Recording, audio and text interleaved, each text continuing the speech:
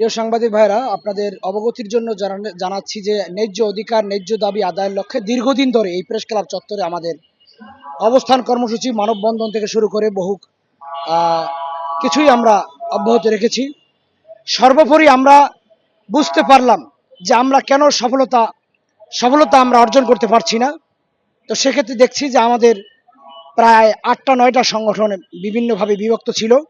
সবকটি সংগঠনকে ঐক্যবদ্ধ করার জন্য আমরা চেষ্টা করেছি এবং ইনশাআল্লাহ মহান আল্লাহর কাছে লাখ কোটি শুকরিয়া আদায় করছি। গত মাসের 10 তারিখে আমাদের সকল সংগঠনের নেতৃবৃন্দ ঐক্যবদ্ধ হয়েছে।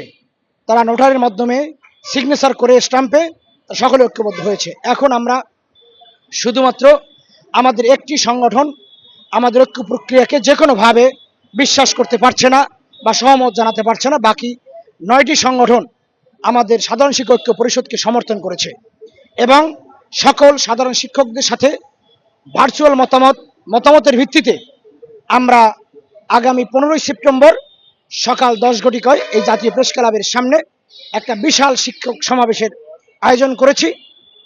সেই মর্মে আজ সারা বাংলাদেশ থেকে হাজার হাজার শিক্ষক এখানে আসার জন্য প্রস্তুতি নিচ্ছে। আমি আশা করি, বিশ্বাস করি, কোনো প্রতিকূলতা, কোনো ষড়যন্ত্র আমাদের 10 তারিখের উপস্থিতিকে বাধাগ্রস্ত করতে পারবে না। ইতিমধ্যে আমরা সকল সাধারণ শিক্ষকের উদ্দেশ্যে বলছি, আমরা জানি মন্ত্রণালয় থেকে ইতিমধ্যে একটা চিঠি বের করা হয়েছে।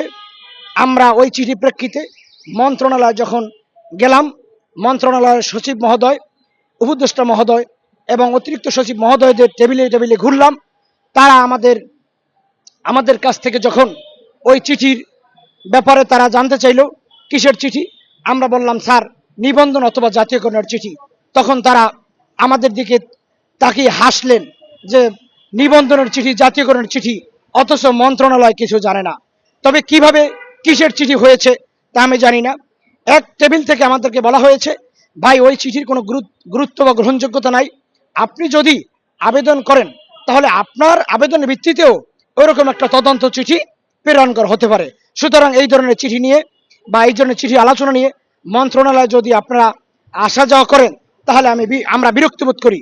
তাহলে আমরা বললাম যে তাহলে আমাদের সমাধানটা কোথায়? তারা আমাদেরকে স্পষ্ট ভাষায় জানিয়ে দিয়েছেন, আপনাদের সমাধান বাংলাদেশের সর্বোচ্চ administration professor doctor Mohammad Yunus, তিনি যদি মনে করেন আপনাদের স্কুলগুলি জাতীয়করণ করা দরকার অথবা নিবন্ধন করা দরকার, রেজিস্ট্রির মাধ্যমে কিছু